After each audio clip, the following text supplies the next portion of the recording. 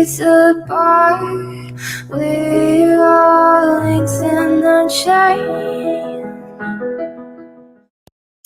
Welcome back, OT fans. This is our second episode and our first ever pre-recorded episode. There's no live segments, so we'll be down in the comments answering your questions, answering some questions we missed from last time, and maybe saving some for our last episode. Let's reflect back on our live episode.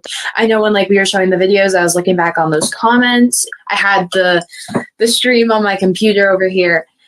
It was such an amazing experience, and also the positive feedback that we were getting from the viewers. It felt really good to have that positive feedback. Such an amazing live episode of our show. Everybody was so supportive. Also, throughout the whole entire show, my grandmother was texting on our group chat just about how good we were doing. It was so fun. I mean, talking live, this is my first time ever going live. It's new to me, and I'm seeing her shaking during the live. I was so nervous, and that's a real icebreaker for me doing that, because it's really putting me out there and kind of stopping my kind of stage fright, because I do have a little bit of stage fright and I try to hide it, but sometimes hiding it's not good. You should kind of just let it out, and doing these live episodes is really going to help me with that. I know I've been going live for almost 2 years now, and it still is I get nervous sometimes every time I go on. My thought is if I go live, what if I do something wrong? What if I say something wrong? But really, you just can't be scared of it. You gotta push through it, even though it's sometimes hard to push through. You have to do it, because that can really be eye-opening for yourself. So true. But today what we're doing is that for the second episode every month, we want to interview a successful female or a young artist in the industry. We are super excited for this interview. It's going to be amazing. Every single one of you young artists or women artists can be successful. You just have to believe yourself. As Dolly Parton always said, you can't have the rainbow without the rain. It's my favorite quote. I live by that quote whenever I'm having a hard time with writing my songs or learning a new instrument. This quote is always the first thing that comes to mind, and it really helps me. Next, we have Kendra Dantes. Thank you so much for coming on to do this interview with us. Oh, of course. Thank you so much for having me. It's an honor. Oh, thanks. You've accomplished so much already, and you're only 18 years old. Tell me, when did you know you wanted to make a career out of music? I think that music has always been a really big passion of mine, and it's something that I've always really loved. I'm pretty sure I was singing before I could talk, so I've always loved music. And one of my biggest dreams is getting to make a career out of it. That's so awesome. Thanks. What's the process of getting your songs published? So I think a really big part of the process, so I guess first it starts with creating the song, right? And I guess if you're making a cover, that process would look different. But for me, I'm usually inspired by the books that I read. And I know Lilly does that too, which I think is amazing. And then I will write the song, and oftentimes I have co-writers who help me to finish the song. The next part of the process would be recording the vocals and getting the song produced, which are both really, really big tasks. And I have worked with some really amazing producers, and production is something that I would love to learn more about myself. But as of right now, I do not have the skills needed to produce my own music. But it's definitely a big goal of mine. So yeah, and then I would record the vocals over the production. And then there's a lot of processes with, where I want the music to go, when I want it to be released, and creating my artist pages and things like that. So it's definitely a big process. But I think my favorite part is the songwriting, because that's when I get to be super creative with that part of the process. So true. It's a lot of work, but the outcome is just so rewarding getting to hear your song, I'm sure. Yeah, it's definitely crazy getting to hear it after that long process. It sounds super different at the end than it does at the beginning when I've just written it. Wow, it's so cool. I know you've been writing songs since you were very young, but how old were you when you released your first original song to the public? Ooh, that's a great question. So yeah, I started writing songs when I was 13, and around that time was when I had started my own YouTube channel. So I was posting acoustic covers and originals that are pretty different than the music that I'm making now. But they still are, they mean a lot to me because that was where I was at that time. And I think I released my first produced song when I was, I want to say 16 or 17, probably. Yeah, somewhere around there. And that was with all of the big old backing track with all of the instruments and everything. So that was really amazing to hear. Definitely. And I'm going to do a quick add-on question. Could you talk a little bit about your experience so far with your YouTube channel and stuff? Of course. So YouTube is where I started, and I like I said, I was posting acoustic covers and videos. And something that I learned very quickly is that it's really difficult to get good footing on YouTube. I think a lot of the times in the media, we think, oh, if we post a video, like it's just going to go viral, if you're meant to be successful. And it's not really the case most of the time. And so something that I learned was that reaching people is one of the most difficult parts of music. And so that was something that took a long time for me to start to build up, and is still something that I am actively working on and toward. But yeah, I would say that YouTube has been a wonderful experience, and my mom has helped me so much. I do not think I could have done it alone. So yeah, it's a really big task. It's a big undertaking, and but it's a lot of fun too. Definitely. My mom helps me a ton with my YouTube stuff too. Yeah, that's awesome.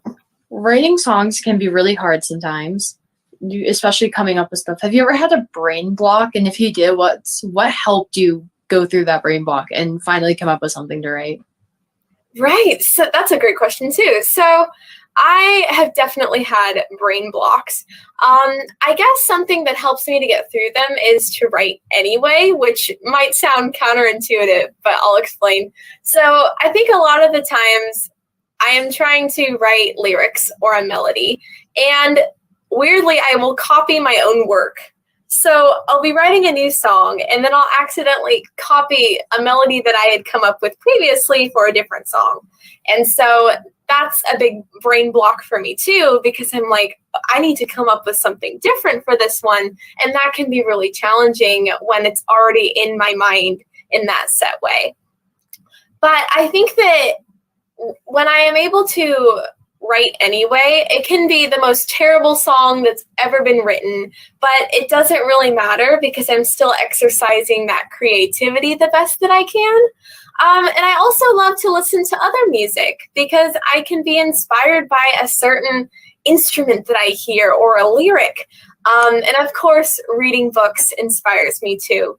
And it took a long time for me to start writing about my personal life as well, because I just didn't have that life experience at the time, and I didn't have as much to pull from.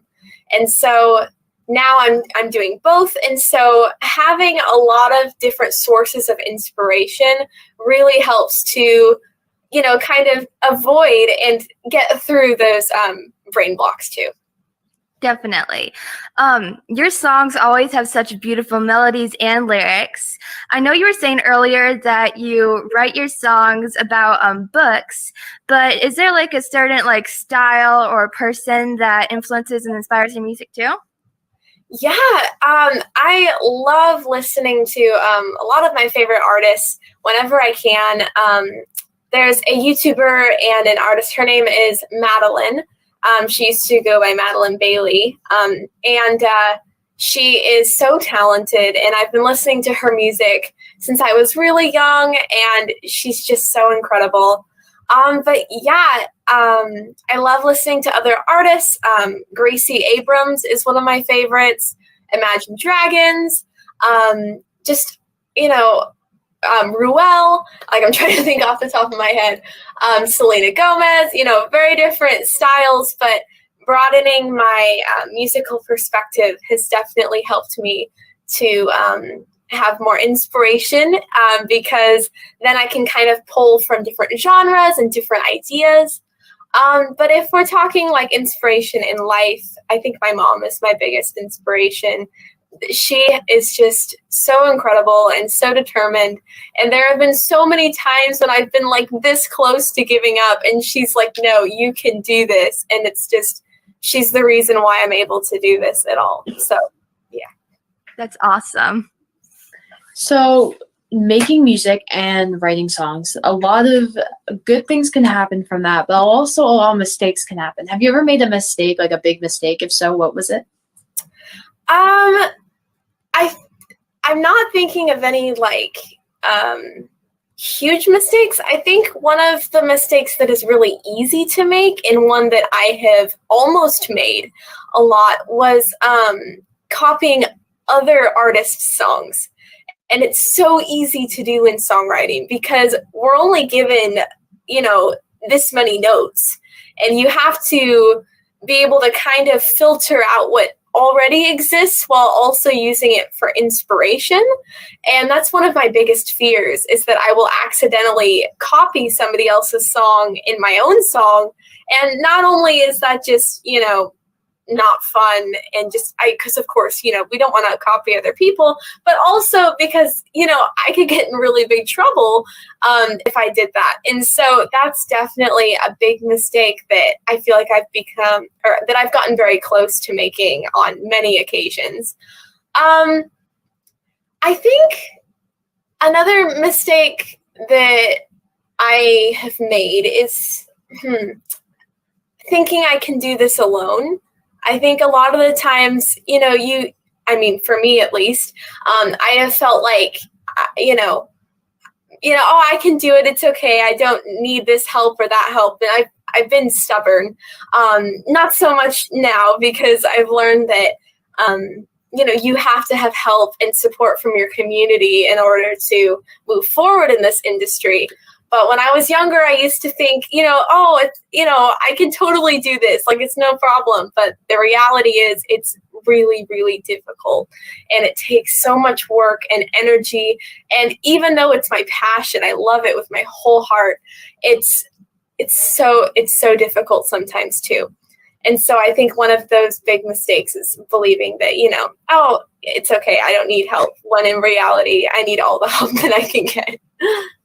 Writing your songs so that you don't copy other artists, do you do a lot of research after you've made your lyrics, or after you think a lyric sounds familiar? Do you ever do like research to make sure that you're not copying another artist? I do.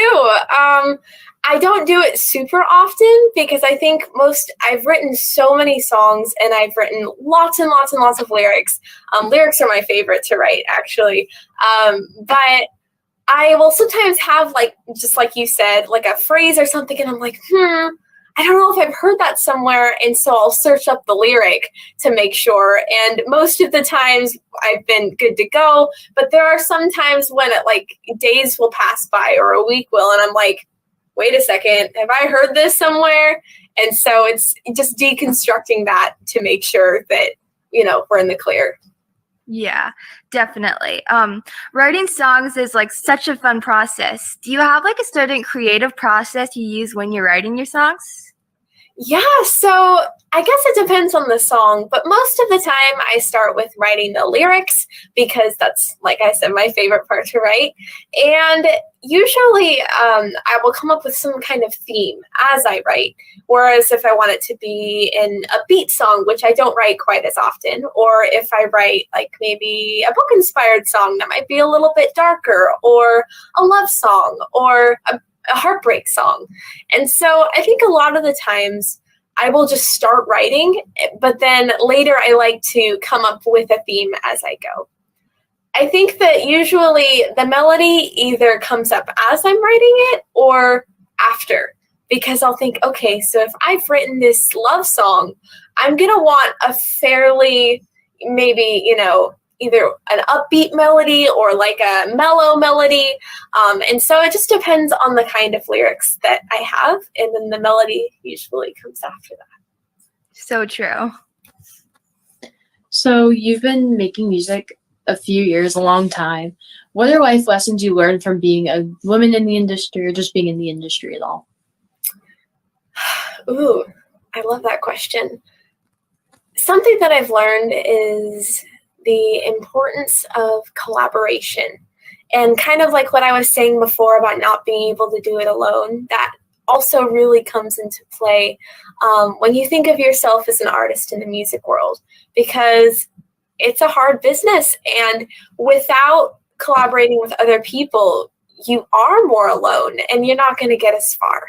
And so getting to collaborate with producers and songwriters and artists around the world has really helped me, not only in diversifying my music, but also in learning about new concepts and learning about new ways to do things. And it's helped me to expand upon my songwriting abilities. And, it's also kind of added to who I want to be as an artist. So collaboration is so important. And also being heard. Like you said, like being a woman in the industry, one of the most important things I think is getting your voice heard, because it's so easy to just kind of be drowned out by other voices. And so being able to reach people and to be heard is super important. And I think that's probably the main thing, is making sure that your voice gets out there and doing whatever you can to make sure that that happens. Wow, so much great advice and insight. Could you share a little bit about your experiences with live performances? And do you think that getting out there and performing is a good way for others to grow as a musician?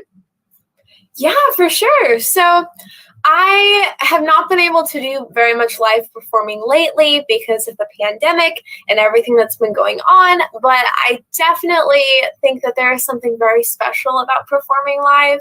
And it's funny because my mom will tell me after, like, Kendra, I've never heard you perform that song that way, because I practiced beforehand. And I'm like, I don't know, it just came out, And so there's something very special about connecting with people like that. But again, it's something that is also a very, it takes a lot of energy and a lot of practice and a lot of just making sure that I know what I'm going to do before I get up on stage to make sure that everything is as smooth as possible. So it definitely takes a lot of thought and time and work, but it's very rewarding. And one of my favorite places to perform at is called the Fig Tree Cafe. And it's just so wonderful. The people there are amazing. And so I definitely think it's a great way to grow as an artist. And also, I think it helps to kind of battle nerves, especially like in this industry. It's so easy to feel very anxious and nervous, but performing live and seeing people in person kind of helps to get over that, so to speak. Yeah, definitely. And I'm going to do a quick add-on question too. I know earlier you were talking about that you think it's so important to collab. And if you could pick any artist or musician, who would you pick to collaborate with? Ooh, oh my gosh. Okay. So many people. There's an artist named Ruel, who I mentioned earlier, and she does a lot of, oh my gosh, and your cover of Carry You by her is amazing, by the way. Oh, thank you. Yeah, of course. But I would love to collaborate with her. That would be such a dream come true. She does a lot of sync licensing, getting songs on TV, which is a huge goal of mine as well. And I guess she would be one of the biggest ones. Gracie Abrams, all the artists that I mentioned earlier really would just be an absolute dream come true to collaborate with. Yeah. So I want to start talking about your huge hit, Dirty Hands Gone Mad, which is actually a really good song. I've listened to it a few times. Thank you. It was featured on the premiere of season 6 on Lucifer. What was that experience like for you? Honestly, it was such a dream come true. The whole time I felt like I was just dreaming, because I ended up finding out about the placement a while before it aired. And so it was really hard not to be able to talk about that, because I really wanted to share that with the world. And once it aired on TV, I was like, this is really happening. And it's funny because I watched the episode with my mom and with my partner, and we were watching, and I kept thinking to myself, is it not on here? Because it was at the very tail end of the episode. And it was funny because I was like, maybe I'll get like a few more streams from this, we'll see. And it absolutely did. And it was crazy seeing that people were enjoying this thing that I made. And so it's an absolute honor to have been on the show, and that people are hearing it, and it's awesome. Definitely. Your song was so awesome. It's definitely it was great in Lucifer. Thank you. It went with Lucifer's one of my favorite shows. And I just reached season 6 like a week ago. Ooh. And then I knew we were interviewing you, and I knew your song was on Lucifer, and I heard it before, but I didn't know exactly what episode it was on. So when I heard the end of the episode, the song sounded very familiar. So I looked it up, and it was your song, the person we're interviewing right now. And I knew it sounded familiar, just didn't know from where. And it was like really exciting to hear it on the episode, not knowing it, like knowing it was your song, but not really. So it was just cool to have that different perspective. Yeah, that's amazing. Thank you. And that's awesome that you like the show. It's definitely one of my favorite shows like ever. So yeah, it was like doubly awesome that the song was on the show because number one, it's the first time my song's ever been on TV, and number two, it's such an epic, amazing show. So it's very exciting. Could you share a bit about your experiences with getting your song music sync licensed? Yeah, of course. So my introduction to sync licensing was a few years ago. There's a singer-songwriter. She is absolutely amazing. Her name is Heather Evans, and she was the person who introduced sync licensing to me through the SAC Songwriter Circle in Sacramento. So that was how I first heard of it. And then I ended up attending what was a listening fiesta, it was called. It's an online thing, which was hosted by the sync licensing agency What Up Pitches. And they are so amazing and absolutely incredible. And it was because of them that I was able to get the placement on the show Lucifer. And I attended the listening fiesta, which was a Zoom, and they had a music supervisor, or the music supervisor from the show Lucifer, in the listening fiesta. And I know this is a lot of jargon and stuff, so forgive me if it's not all coming across perfectly. Great insight. This is so important for other young girls who want to do the same thing to hear. That's amazing. Thank you. So yeah, I attended the Zoom with the music supervisor, and the music supervisor is the person who selects the songs for the TV show. And I ended up winning a free contest that was hosted by the agency What Up Pitches. And the music supervisor, his name's Justin Camps, he got to hear my song because it won the contest. And it was my song Never Forgot, which was the song that I had before Dirty Hands Gone Mad, and he really liked it. And so I continued to email and correspond with him and sent him Dirty Hands, and that was the song that got on the show. Hopefully that makes sense. Yeah, definitely. That was that was great insight and advice. I mean, I know someday my hope is to get my music someday played on music sync licensing, so that was just awesome insight. Yeah, that's amazing. You can totally do it. You are so talented. Oh, thank you. Totally. Oh, yeah. So, were you going to school when you wrote Dirty Hands? I was, yeah. Did you go to school when that show aired, when that episode aired? Yeah, so when the episode aired, I was and I still am, in my freshman year of college. And when I wrote the song, I think I was 14 when I wrote the original version of the song, and it was rewritten many times. And then the final version of the song was produced and released probably like a year or so before the release of Lucifer. Did you get any positive or negative feedback from kids at your school?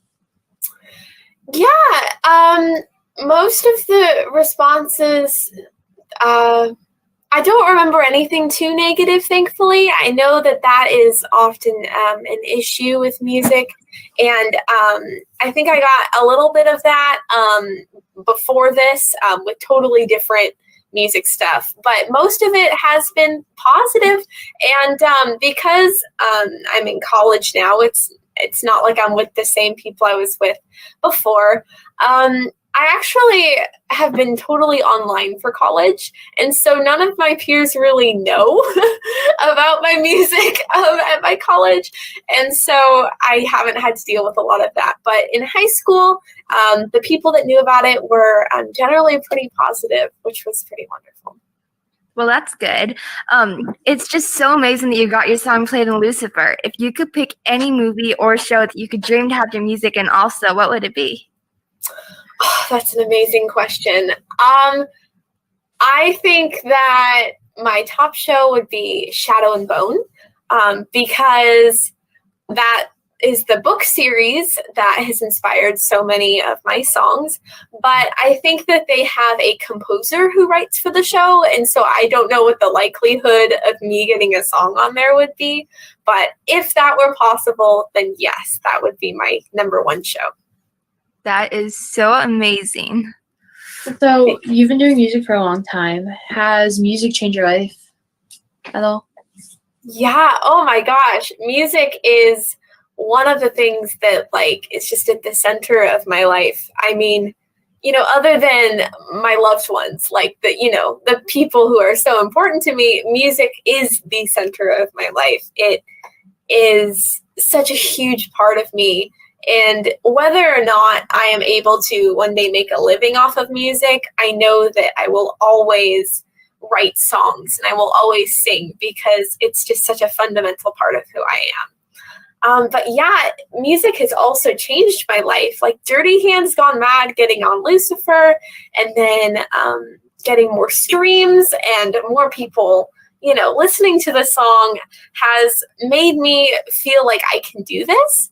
And I kind of, I think that that's a feeling that I maybe should have had all along, but it just gave me the extra motivation and I think the push that I needed, because it made me think, well, if I did it this one time, maybe I can do it again. Wow, that's so amazing. Your music videos are always so cinematic and creative. I was wondering, what has been the biggest challenge you've run into while you've been filming a music video? Yeah, so I have done, for my newer, more cinematic songs, I've had 4 music videos done. And I think before that, I had 1 music video done for a different style of music. I think some of the biggest challenges with music videos is that, number one, they're very financially difficult to achieve.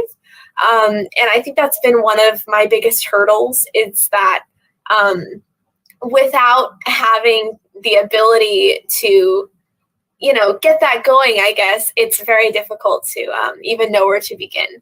And so definitely finances are a huge part of it.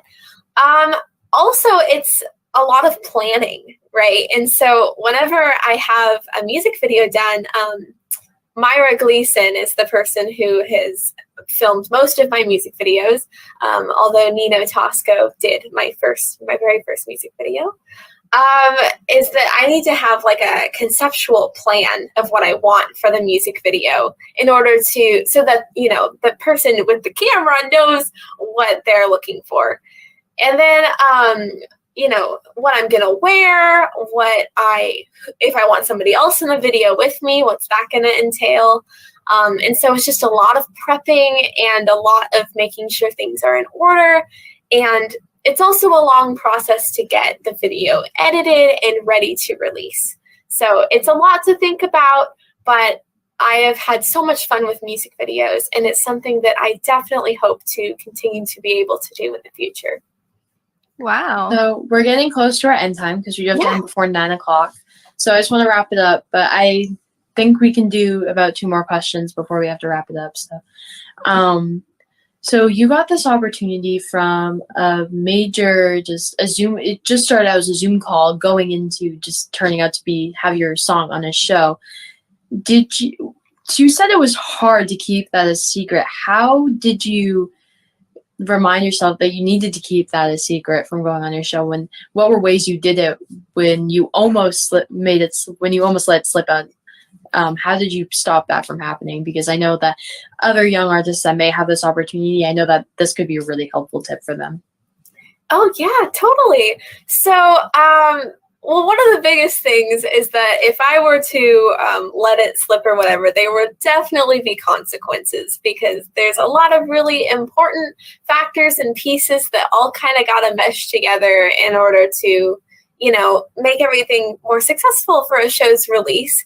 And one of those pieces is for the artists to basically, keep our mouths shut whenever something exciting like that is happening, getting our song on. But once the release happens, then it's all the more exciting and amazing to be able to share it with people. And I think that as difficult as that, having that patience is, it totally pays off, and it's so awesome to get to share it when the excitement of the show is happening. Another really important piece is that my mom manages my social media. And so even if I wanted to share it, I probably wouldn't, because I don't do as much of the posting on my social media. I mean, I am definitely a part of it, but my mom is amazing with managing a lot of that stuff. Yeah. But I guess just knowing that it's going to pay off, it's going to be so worth it, and all the better to share it when the excitement of the show is like at its peak. It's so amazing, and it's very rewarding too, to get to share that with people. Yeah, you are so amazing and inspiring, and you've accomplished so much already with your music. What's one of your accomplishments in music that makes you the most proud? Well, oh my gosh. I think probably the Lucifer placement has made me really proud. That was a really big thing, and it was one of the things that has really been the most effective at moving my career forward, because I think for a long time I was just kind of stuck, and I wasn't really sure, where I was going to go. And so that was really big. But also having my EP release just happened, and I'm very excited. It's been like proof of, here's a handful of my songs. Look at what I did. And it's something that maybe for one of the first times I have felt a lot of pride in my music. And I think that's another thing. I don't listen to my own music hardly ever.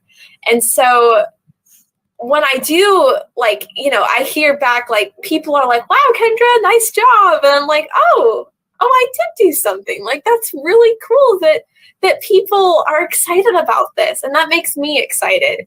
And so, yeah, I guess those two things, music videos and having lyric videos, make it feel all the more real and exciting, because I'm like, now I have a really cool way to present my music. And so I guess those are some things that I'm proud of, and that have helped me to move my music forward too. Definitely. So, that is so awesome. Yeah. Before we end, I wanted to thank you for opening up with your busy schedule, for opening up to be on here. Is there any tip you have for any young artists out there that want to get their music out in the world? Sure. Yeah. And I'm sure we've all heard it a million times before, that don't give up thing. But also, I think it's really important to know how to decipher between hate and constructive criticism, because I, in my music, have received some hate. And when I look at comments like, you're terrible or whatever, I'm like, okay, why would you comment that? That's so weird. But then when you have people, mentors in your life who say, hey, this is really great, maybe try doing this thing to help it be even better. And being open to that, I mean, not that you have to take every piece of advice that you get, because you don't. But when you have other people say, here's something that I think could make it better, I think it's really important to listen and to take that in, and then to be able to make the decision yourself of whether you think that that's the best thing. But knowing that I don't think hate has very much meaning, like it doesn't affect me as much as it did when I was younger, because now I know, like, people are just mean sometimes, and it's not your fault. It's not, anything that you've done. It's something that they're dealing with, and you're not really a part of it at all. And so, having hate be this thing that can be so hurtful, understanding that that is not your fault, that is not a reflection of who you are or the art that you're creating, but also understanding that you can take in constructive criticism to become better. I think that's great advice. This interview has been so incredible, and it's been such an amazing experience getting to interview you. Oh, thank you so much. It's been amazing being here with you both. This has been so awesome. Thanks for having me. So thank you so much. And everybody watching, don't forget to support Kendra on her social media. We're going to be posting it on Facebook, and it's in the description too. So make sure you guys go ahead and follow her and stream all her music. She is amazing and such a great musician. She is our second guest, but before we end the episode, I just want to say make sure you go follow Lilly May on her things, that she is our person that we are promoting this month. Thank you so much, Kendra, for being on this interview. It's been an honor to work with you through this. You're going to be an amazing inspiration for some young artists that may not know who you are. Hear your music, hear your success, hear your tips on this interview, and I think it's going to really help them. Thank you. That means a lot. It's been so wonderful. Thanks for having me. You're welcome. Next, we're going to be playing Kendra's Dirty Hands Gone Mad music video. So enjoy.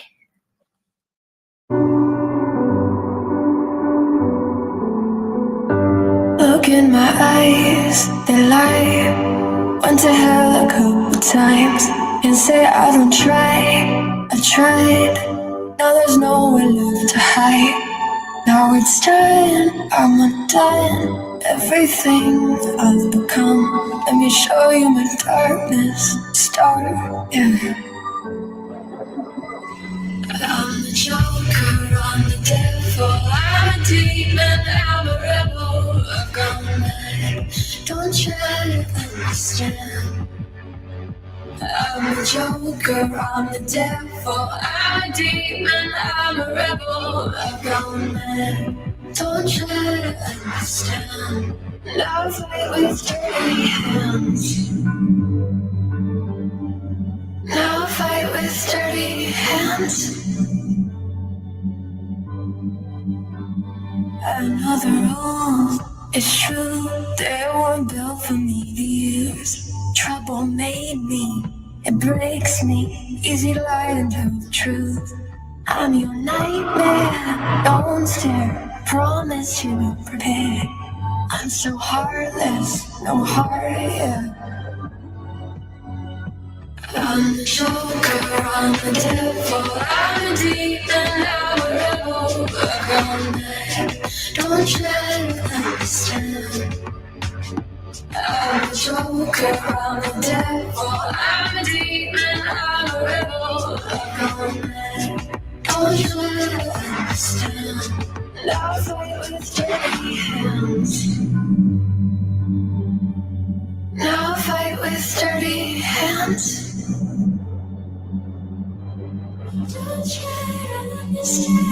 You can follow me down. Don't be scared, with you me fine. Some say I'm different now. I think I've lost my mind. There is evil inside. Shadows haunt me at night. I try to win but lose the fight. Don't turn out the light.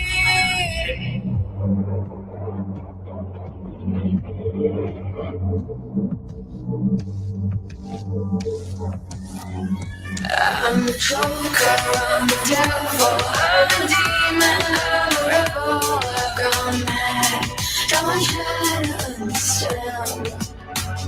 I'm the joker, I'm the devil, I'm a demon, I'm a rebel, I've gone mad. Don't you understand? Now I fight with dirty hands.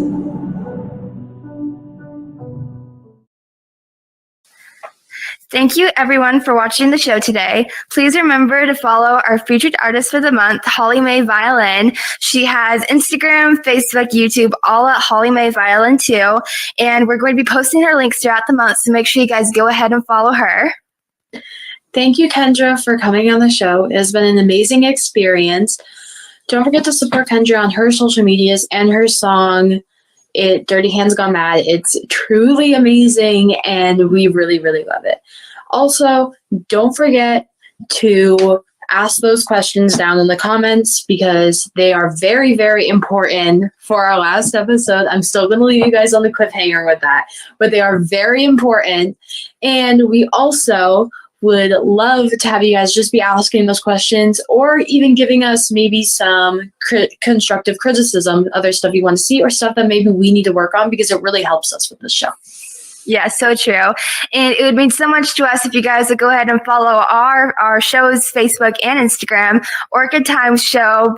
We're trying to grow our Facebook page, and just we want to be able to inspire as many young girls and female artists as we can, because the music industry and the arts industry can be a scary place, and it's just important to know that you're not alone and you can always do it.